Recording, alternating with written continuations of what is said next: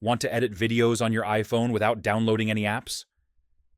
Here's how to edit videos on iPhone using iOS 26 step by step. First, open the Photos app on your iPhone. Find and tap the video you want to edit. At the bottom of the screen, tap Edit. To trim the video, drag the yellow sliders on the timeline. Move them left or right to cut the beginning or end. You can preview your trim by tapping Play. Next, tap the Adjust icon.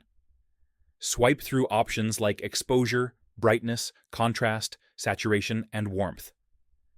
Use the sliders to fine-tune how your video looks. To add a filter, tap the Filters icon. Choose from styles like Vivid, Dramatic, or Mono. You can preview each filter before applying it.